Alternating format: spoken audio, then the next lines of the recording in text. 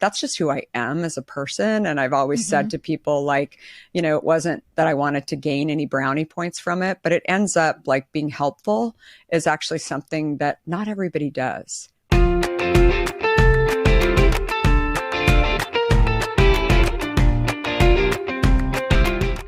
My boss was going through a really challenging time that I didn't know that her husband had just died, and she was in her early 40s, tragically.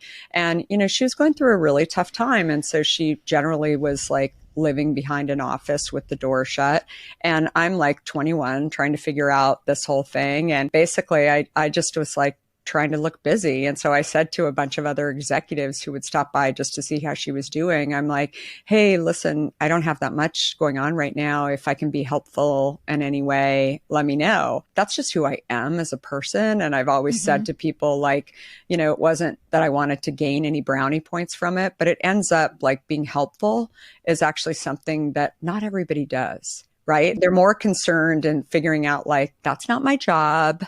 Like, I've got a job here, and that's it. And so I was doing it just to stay busy. And, I ended up meeting Michael Loeb and so many other people that were executives. And actually, the funniest story from my Time magazine episode was, making $23,000 a year in New York City, which is not a lot of money to be living in New York with. And every week I have enough for rent. I have enough to like go out one night. I'm really like trying to budget and do everything the right way. And so what I figured out was that in the like little kitchen on our floor, there were always these sandwiches. And so I was like, is anyone eating these sandwiches? So I would pack up these sandwiches. They were from the executive lunches. And so after a while, like a couple of executives saw that I would take these sandwiches and they're like, what are you doing with the sandwiches? And I was like, I only make $23,000 a year. I've got to eat. Like, I wasn't saying it for people to feel sorry for me, but I was just like, yeah, this is going to be Friday's dinner and this is Saturday's lunch. And I was like, and if you have any extras, my friend only makes $18,000 a year at an advertising firm, and she likes turkey. And like, I was like joking, but somewhat serious. And so I became this person who, in the executives' minds, they would order extra food for me because they were like, Kara needs some food. Like, we have to make sure that she has the right sandwiches. Go before you order, make sure that there's chicken salad on the menu and croissants or whatever.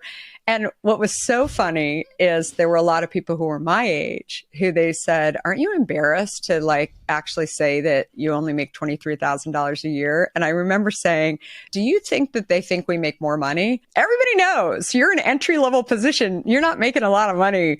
And like, that's a competitive advantage to just be like, right? I mean, you've probably been there, to be straightforward with people. You don't like, I'm not making millions, right? When you're young, people want to be helpful, right?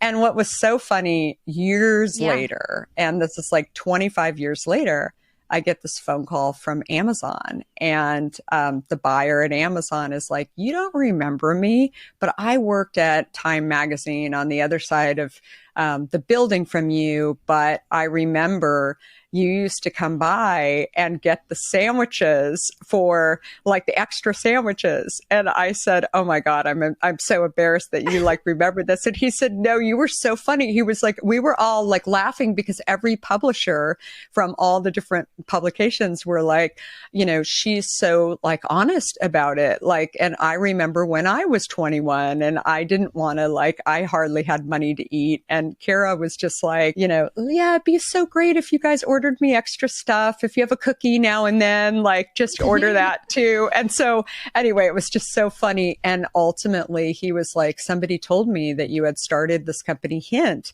And I was like, get out of here. Like, she's now, she was an executive at AOL and then she decided to start Hint. And he's like, that is so funny because I totally remember you. So something as simple as that, again, I didn't intend on like having him remember me, or certainly didn't know that he was going to be at Amazon. But it's like, how do you ultimately stand out? in some way, Yeah. again, with kindness and be helpful. And he was like, I just remember you were so hardworking. And so that's a story that I even share internally to my team, that it's like, it's not just about making your boss happy and about doing a great job in your own, but your colleagues are ultimately going to be the ones that are going to, help you later on. Like Yeah. maybe they know about a job at a company. And so if you're like a person that's like complaining or, so concerned about putting rails on kind of what your job is. I mean, I'm sure you've been there and watched this. Mm-hmm. It's like really short-sighted because you don't know who's watching. Instead, if you don't like your situation, then, figure out how to change that situation, but also figure out around you, like, how do you get noticed in a way where you can sort of don't not do your job? I'm not saying that. I'm saying that, be helpful to people. Like if they're buried, right? Say like, listen, can I stay extra and we can order pizza and let me help you like catch up on stuff. I don't mind doing that because you never know how that's going Yeah. to pay off in the long term.